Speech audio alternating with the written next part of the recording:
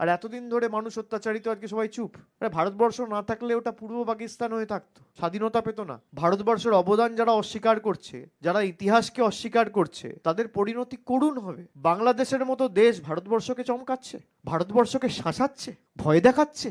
That is what precisely I am saying. The government of India has to take it up with the interim government of Bangladesh. It is not under my prerogative, purview or mandate. সব জিনিস ধমকে চমকে করা হচ্ছে, এ তো অনন্তকাল চলতে পারে না। এবং আজকে আমাদের সরকার হয়তো এটা কঠিনভাবে তাদের সাথে টেক আপ করেনি বলে এরা পেয়ে বসছে। আমরা বলি না, আমরা করে দেখাই, আর এরা খালি বড় বড় ভাষণ দেয়। দলগতভাবে আমরা আমাদের অবস্থান একাধিকবার স্পষ্ট করেছি যে কেন্দ্র সরকারের উচিত বাংলাদেশের যে অন্তর্বর্তী সরকার এখন রয়েছে তাদের সাথে কথা বলে এই গুন্ডামি, অত্যাচার, মস্তানি, রাহাজানি যারা করছে এবং বাংলাদেশের সংখ্যালঘুদের উপর, নিরীহ মানুষদের উপর ঘর ভাঙা, মন্দির ভাঙা, তাদেরকে আক্রমণ করা, বাড়ি ঘিরে রাখা, এই নৃশংস মর্মান্তিক অত্যাচারের কাহিনী যারা নতুন প্রত্যেক দিন রচনা করছে, তাদের বিরুদ্ধে কঠোর ব্যবস্থা যাতে সেই অন্তর্বর্তী সরকার নেয়, এবং সেই স্টেপটা আগে আমাদের কেন্দ্রের সরকারকে নিতে হবে। ফরেন সেক্রেটারি কিছুদিন আগে বাংলাদেশ গেছিল। নিয়ম হচ্ছে কোথাও যদি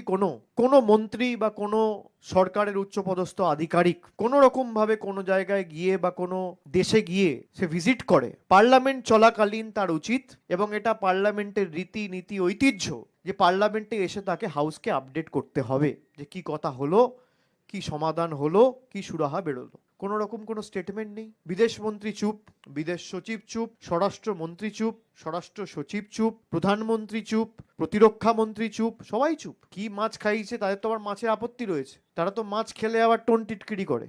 কে কি খেয়েছে তারাই বলতে পারবে। তবে যারা, আমার কথার সাথে তো আমার অ্যাকশন ম্যাচ করতে হবে। কাজে আর কথায় যদি এত ফারাক থাকে, উল্টা করকে লটকা দেগা, ইয়ে কর দেগা, ও কর দেগা, আর এতদিন ধরে মানুষ অত্যাচারিত, আজকে সবাই চুপ। আরে ভারতবর্ষ না থাকলে ওটা পূর্ব পাকিস্তান হয়ে থাকতো, স্বাধীনতা পেত না। ভারতবর্ষের অবদান যারা অস্বীকার করছে, যারা ইতিহাসকে অস্বীকার করছে, তাদের পরিণতি করুণ হবে। তারা সেই দেশের মানুষের উপর অত্যাচার করছে, সেই দেশকে ছোট করে দেখাচ্ছে, সেই দেশকে চমকাচ্ছে, ধমকাচ্ছে।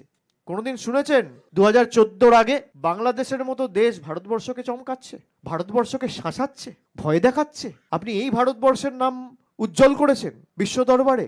That is what precisely I am saying. The government of India has to take it up with the interim government of Bangladesh. It is not under my prerogative, purview or mandate. The government of Bangladesh, the government of the union government has to take it up with the interim Bangladesh government. And the Human Rights Commission should also, the International Human Rights Commission should also take it up sternly and strongly with the interim government of Bangladesh. This is a blatant violation of human rights.